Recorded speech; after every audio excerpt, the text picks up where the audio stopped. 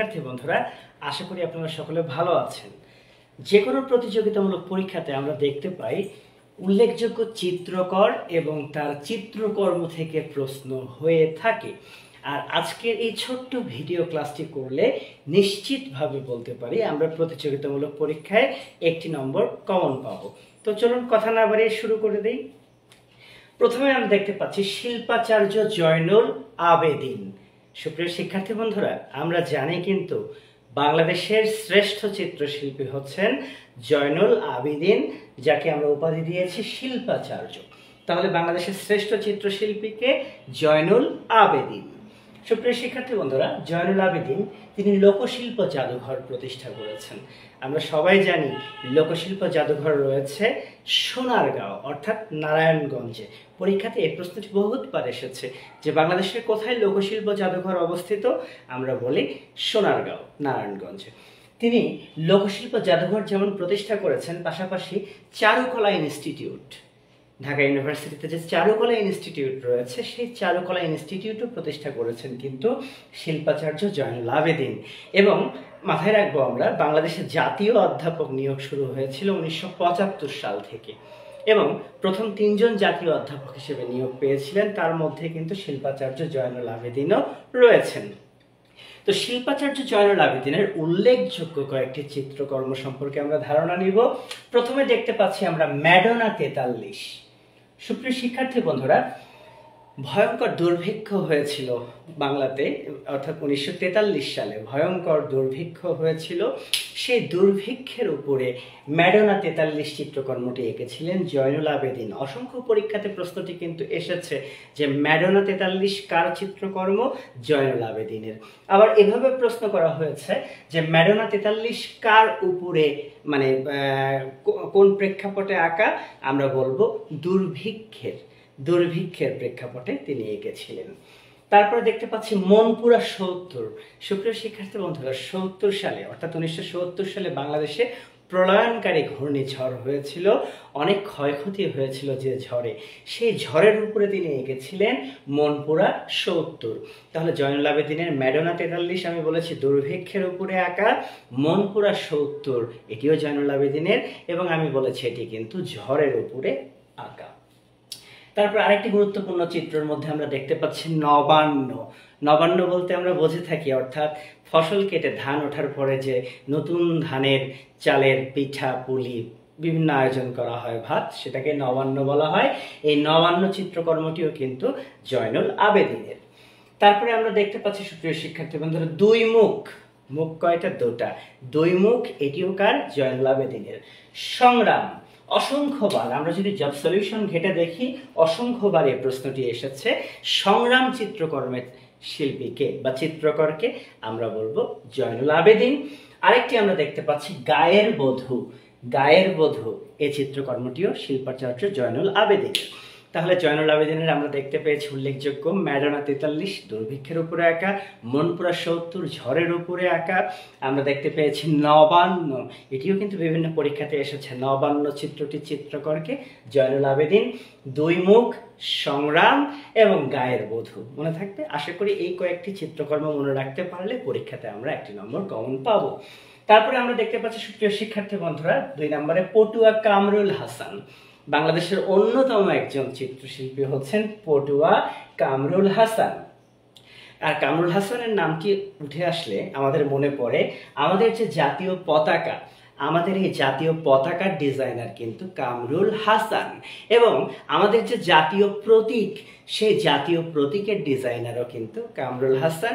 একবার বিসিএস প্লেতে প্রশ্ন এসেছিল জাতীয় প্রতীকে তারকা চিহ্ন কতটি রয়েছে? আমরা বলি আমাদের জাতীয় প্রতীকে 4টি তারকা চিহ্ন রয়েছে। তাহলে প্রতীকের প্রথম অক্ষর প, পতাকারও প্রথম অক্ষর প। সো জাতীয় প্রতীক বা জাতীয় পতাকা উভয়েরই ডিজাইনার কামরুল হাসান। তো কামরুল হাসানের উল্লেখযোগ্য কয়েকটি চিত্রকর্ম আমরা দেখে নেই। প্রথমে দেখতে পাচ্ছি এই জানোয়ারদের হত্যা করতে হবে। এই জানোয়ারদের হত্যা করতে হবে অর্থাৎ 71 সালে আমাদের পটুয়া কামরুল হাসান তিনি ইয়াহিয়া খানের একটি ব্যঙ্গচিত্র এঁকেছিলেন।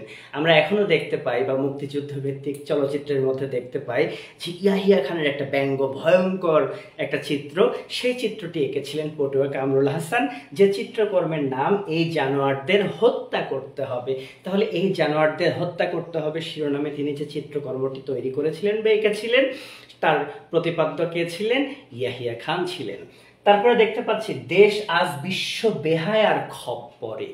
দেশ আজ বিশ্ব বেহায়ার খপ্পরে। আমরা নিশ্চিত স্বৈরাচার এরশাদের কথা জানি। তো এরশাদ বিরোধী আন্দোলন যখন বাংলাদেশে চলছিল, সেই এরশাদকে বা এই আন্দোলনের একটি চিত্র তিনি এঁকেছিলেন এবং তিনি এই চিত্রকর্মের নাম দিয়েছিলেন দেশ আজ বিশ্ব বেহায়ার খপ্পরে। তাহলে এরশাদ বিরোধী আন্দোলনে তিনি কিন্তু এই চিত্রটি এঁকেছিলেন। তারপরে তিন কন্যা, আমরা যদি জব সলিউশন ঘেটে দেখি অসংখ্যবার এই প্রশ্নটি এসেছে। তিন কন্যা চিত্রটির চিত্রকরকে আমরা বলবো কামরুল হাসান। তাহলে সুপ্রিয় শিক্ষার্থী বন্ধুরা, তিন কন্যা এই চিত্রটির চিত্রকরকে কামরুল হাসান। এছাড়া বাংলাদেশ নামে একটি চিত্রকর্ম এঁকেছেন কামরুল হাসান। তাছাড়াও বাংলার রূপ, বাংলাদেশ এবং বাংলার রূপ। আরেকটি দেখতে পাচ্ছি বাউল। কখনো যদি পরীক্ষাতে প্রশ্ন হয় বাউল চিত্রটির চিত্রকরকে, আমরা বলবো পটুয়া কামরুল হাসান। বাংলার রূপ পটুয়া কামরুল হাসান, বাংলাদেশ চিত্রকর্মটি এঁকেছেন কামরুল হাসান। দেশ আজ বিশ্ব বেহায়ার খপ্পরে, কোন প্রেক্ষাপটে আঁকা? এরশাদ বিরোধী আন্দোলনে। তারপরে বলেছে এই জানোয়ারদের হত্যা করতে হবে, এটা ইয়াহিয়া খানের অবয়ব। সুপ্রিয় শিক্ষার্থী বন্ধুরা, এবার আমরা চলে যেতে চাই আরেকজন গুরুত্বপূর্ণ চিত্রকর এস এম সুলতান। তিনিও বাংলাদেশের অন্যতম একজন শ্রেষ্ঠ চিত্রকর। এস এম সুলতান তিনি যে চিত্রকর্মগুলো এঁকেছেন সেখানে প্রাধান্য পেয়েছে মূলত আবহমান বাংলা এবং গ্রাম বাংলার মেহনতি মানুষ। তাহলে এস এম সুলতানের চিত্রকর্মে উঠে এসেছে আবহমান বাংলা এবং গ্রাম বাংলার মেহনতি মানুষের বিভিন্ন চিত্র। তার উল্লেখযোগ্য চিত্রকর্মের মধ্যে আমরা দেখতে পাচ্ছি প্রথম বৃক্ষরোপণ। প্রথম বৃক্ষরোপণ অর্থাৎ ফার্স্ট প্ল্যান্টেশন যেটাকে বলা হয়, প্রথম বৃক্ষরোপণ খুব ইম্পর্টেন্ট। এই চিত্রকর্মটি তাকে দেশ বিদেশে খ্যাতি এনে দিয়েছিল। তো প্রথম বৃক্ষরোপণ কে এঁকেছেন? এস এম সুলতান। চর দখল, আমরা দেখতে পাই যে হেনকালে বিভিন্ন নদীর চর জাগলে চর দখল হয়, তো সেই চর দখল এঁকেছেন কিন্তু এস এম সুলতান। পৃথিবীর মানচিত্র, এটি এঁকেছেন এস এম সুলতান। তাছাড়া নদী পারাপার, এটিও এঁকেছেন এস এম সুলতান। এছাড়া মাছ ধরো, মাছ কাটো, শাপলা তোলো, ঠিক আছে, ধান ভাঙো, ধান মারাই করো, এই ধরনের চিত্রকর্মগুলো কিন্তু এস এম সুলতান এঁকেছেন। আর সেজন্যই বলা হচ্ছে যে তার চিত্রের প্রাধান্য পেয়েছে আবহমান বাংলা এবং গ্রাম বাংলার মেহনতি মানুষের বিভিন্ন রূপ। সুপ্রিয় শিক্ষার্থী বন্ধুরা, হেনকালে পরীক্ষাতে আসার মতো আরেকটি গুরুত্বপূর্ণ চিত্রকর্ম রয়েছে উন্নত মম শির। আমরা সবাই জানি যে আমাদের জুলাই অভ্যুত্থানে 2024-এ যে জুলাই অভ্যুত্থান হয়েছে, সেই জুলাই অভ্যুত্থানে প্রথম শহীদ হয়েছেন রংপুর বেগম রোকেয়া বিশ্ববিদ্যালয়ের ছাত্র, ইংরেজি বিভাগের ছাত্র আবু সাইদ। এবং এই আবু সাইদকে নিয়ে অঙ্কিত চিত্রকর্মটি কিন্তু উন্নত মমশির।